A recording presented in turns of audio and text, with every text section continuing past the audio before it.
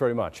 Chris, it's been exactly a week now since we first heard about Anthony Weiner's laptop and the expanding FBI investigation into Hillary Clinton. How much of an effect do you think this is having on the election?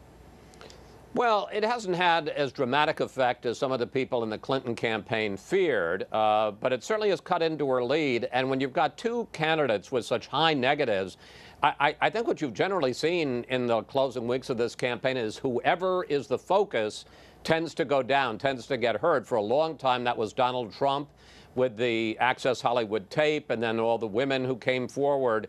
But for this last week, it's been Hillary Clinton and talk about investigations in the FBI and the foundation. And I think the fact that she's in the spotlight, she's in the focus, has worked against her.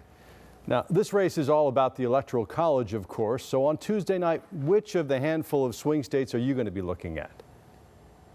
Well, clearly you're going to want to look at states that close early. Georgia will be one of them. You would expect Trump to hold on to it. If he doesn't, it's a disaster for his campaign. It could be a fatal blow. You'll certainly look at Florida. That closes at 8 o'clock. I don't see any way that he gets to 270 without the 29 electoral votes in Florida.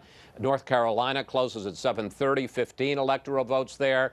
Doesn't have to have them, but really hard for him to get to 270 without them. And then Pennsylvania at 8 o'clock, 20 electoral votes.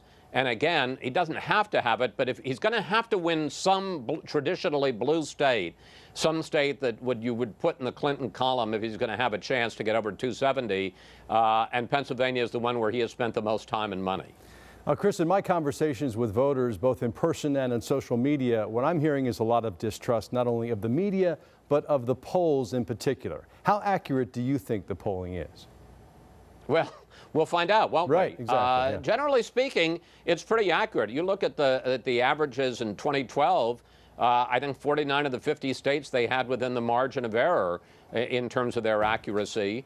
You know, we'll have to see this time. Obviously, there have been surprises with Trump in the primaries, and that's one of the things that he's counting on, that there's a hidden vote, people that may be embarrassed to say they're for Trump, low propensity, white voters who may come out in numbers. You got to remember, it's not just the polls, it's also the modeling, the turnout.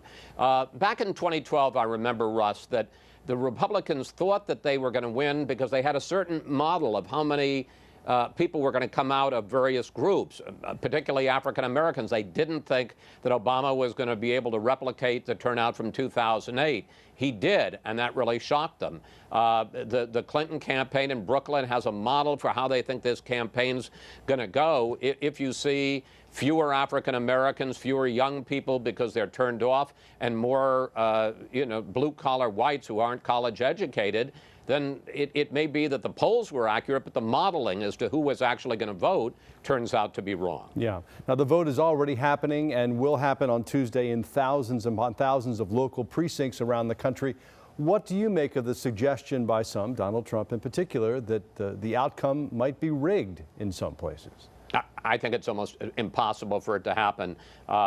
We don't have perfect elections. We learned that in 2000, but we have fair elections and good elections, as I say, not perfect.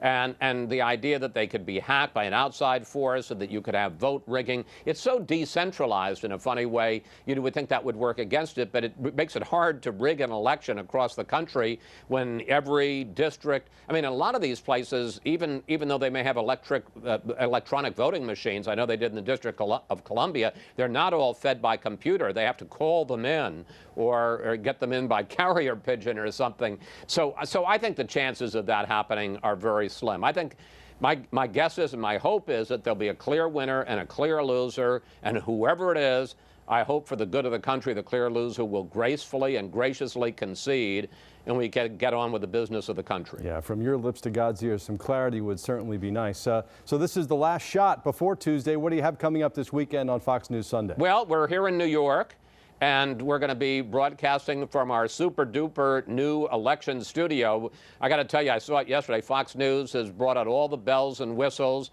We'll be broadcasting from there Sunday morning, and you'll get to see It's like being Captain Kirk on the bridge of the Starship Enterprise. We're going to have Mike Pence, the Republican running mate to Donald Trump. We're going to have Joel Benenson, who's the chief strategist for the Clinton campaign. Want to talk to him a lot about Hispanics who seem to be turning out in great numbers in places like Florida and Arizona and could be the difference in those states. We're going to have Karl Rove crunching the numbers, both the electoral vote numbers, the latest polls, and we'll have live reports from the campaigns, reporters on the campaign sites with both Trump and Clinton. So all of that, plus, as I say, our studio. I got to tell you, a lot of people here in New York, where apartments are very expensive, would die to live in this. It's a duplex. That's how fancy it is. How about that? Warp speed. Well, we'll be watching, Chris, as always. Thanks.